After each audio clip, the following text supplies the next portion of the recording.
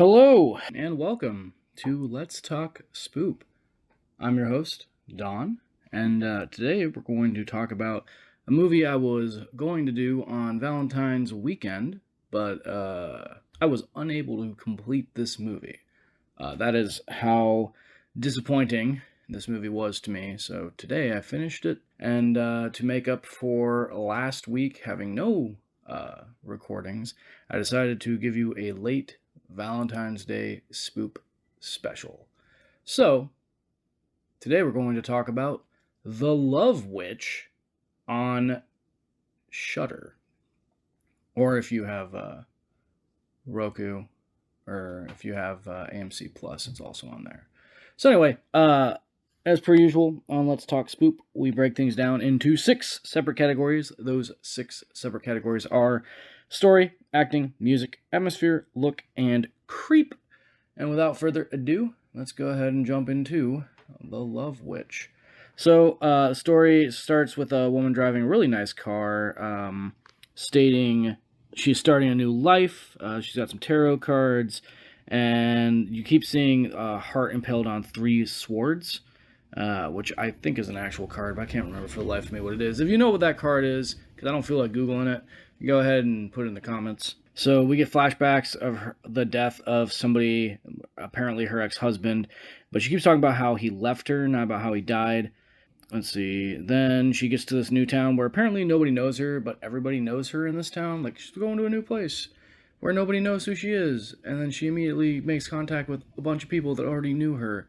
She sits down, has coffee with this lady, talking about the fragility of men, and yeah. Anyway, she lives in a classic-looking witch house. I honestly think it's the same house that they used on Elvira, Mistress of the Dark, the movie. But I'm not sure about that. But it looks exactly the same. It's classic. So she's apparently an artist. She blatantly gets hit on by the lady who's showing her the house. But nothing ever really comes up with that. Yeah. She casts a spell for finding love. She sleeps with one dude, he dies, and then everybody she sleeps with subsequently dies because they instantly and incredibly fall in love with her, and their bodies give out, is essentially the plot. Yeah. The story literally goes nowhere. It's not very well done. It jumps from perspectives for some reason. Like, the whole movie is her internal monologue, and then we get another character's internal monologue for no discernible reason. And yeah, so for story, 2 out of 5. Acting is not great, but at first I thought it was on purpose because of the look, because they're trying to go in for this kind of 90s film vibe, but I take that thought back. It's actually the script's fault. The script's terrible. So 2 out of 5 for acting. The music, it fits, but it's nothing special. 2.5 out of 5 for music. Atmosphere has this weird kind of agelessness quality. It could take place anywhere in the 60s or be a modern movie. Turns out it's a modern movie because there's cell phones. There's like a bunch of beatniks with long hair, so like that also makes it kind of feel like it's the 60s, but it's not.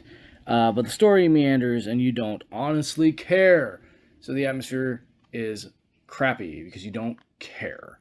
So 1 out of 5 for atmosphere. Look, this is where this movie shines.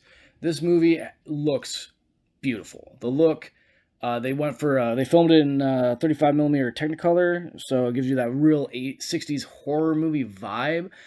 Everybody looks great.